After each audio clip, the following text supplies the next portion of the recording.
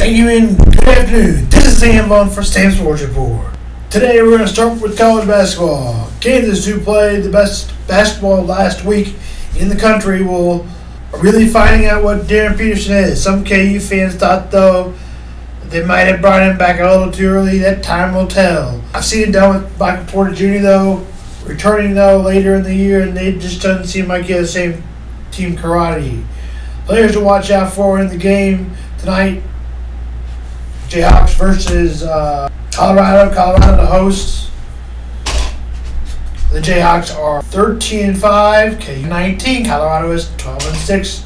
We're currently college basketball. KU is favored by 5.5. It'll be a late game, 10 p.m. tip-off. Georgia will play at Mizzou. Mizzou lost over the weekend, where LSU controlled the game and win over Mizzou. Did LSU. Georgia came off beating Arkansas 90-67. Anthony Robinson, J.D. Stone for Missouri, and Mark Mitchell.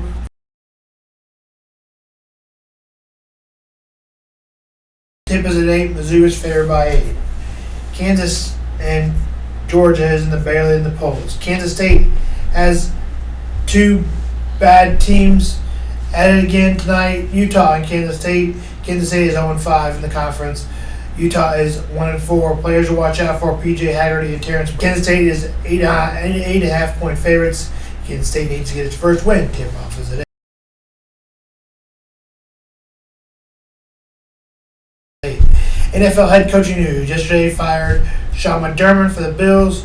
Dolphins hire defensive coordinator Jeff Hasley, defensive coordinator, as their head coach. Dolphins hire him. Titans expected to hire 49ers defensive coordinator Robert Slay, who formerly coached the Jets. New York Giants hired John Harbaugh earlier this week. Atlanta Falcons also hired Kevin Stefanski. We've gone to those. We've still got Ravens and Steelers to do. I've got the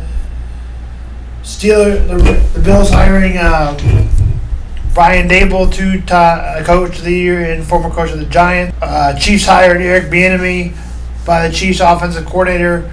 I think this is bringing back an old foe. I think it could be bringing back the glory days, although I also think it could be no ideas, but couldn't be any worse, though.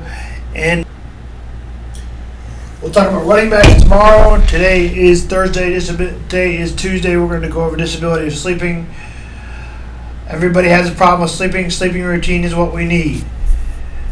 Because schizophrenia and bipolar and ADHD and insomnia are hard for me, it can be really hard for me to get sleep. The best way to get sleep: start trying very hard to put your phone in a different spot than your bed. Rule out 30 minutes for no touching your phone. Why would this be a problem? First problem: pick up your phone too much. Maybe a problem your brain is likely going back to the past, or going to go to things with the blue light. That's what I know. It goes back to me for the past. But what is another reason? As a blue light, the blue light can, according to ChatGPT, melatonin is a hormone that tells your brain to go to sleep. The blue light takes it away. It delays the falling asleep. Using night right before bed, it's harder to fall asleep. It can help you affect the falling asleep quality, even if you're falling asleep with blue light exposure. Night can lead to restlessful sleep. Night shift blue light filter. Most phones have settings. It makes the screen warmer and more yellow at night. Darker mode. Brightness does not fully block the blue light. Put the phone down for 30 to 60 minutes before bed. Some good habits to get into is approximately an hour before to bed, take your medication. Tea time, sleepy time tea also helps. You can also do a Finch app, which is a self-care app. It feels you more rewarding by turning into this kind, gentle game, and it's not a regular game designed to help. It's helped to make you improve your meal and habits and track your well-being, but it's with a cute virtual pet bird. On ChatGPT, some of the advice: go to bed early, wake up at the same time daily, put your phone down 30, 40, 60 minutes before you go to bed, and use night shift. Do one calming thing: read, stretch, or breathe. Do the Calm app. Do a sleepy time tea, or do a nighttime story. Keep your room cool and quiet.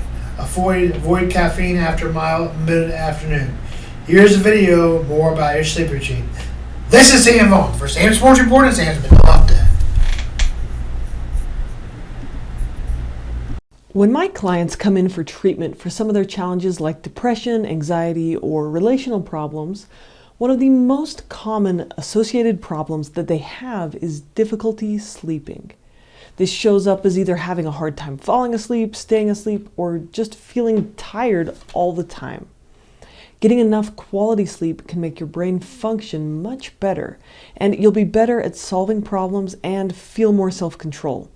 In this video, we're going to talk about how to train your brain to sleep well, and it's called sleep hygiene.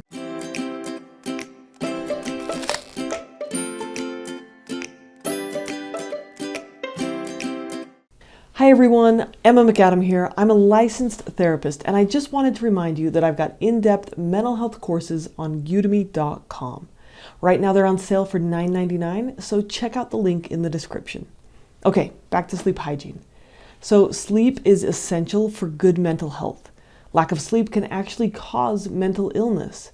Research is showing that one of the most effective ways to treat depression is by helping people improve the quality and the quantity of their sleep.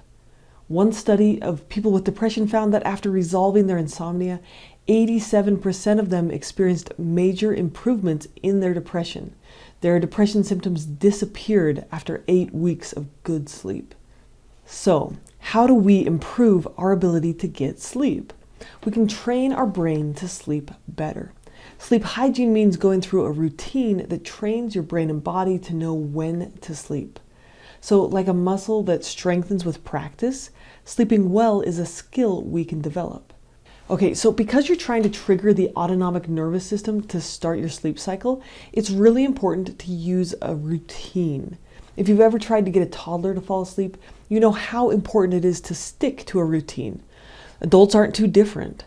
Remember, our minds, like Pavlov's dogs, they learn to associate sights, smells, and activities with these reflexive responses that are usually outside of our direct control.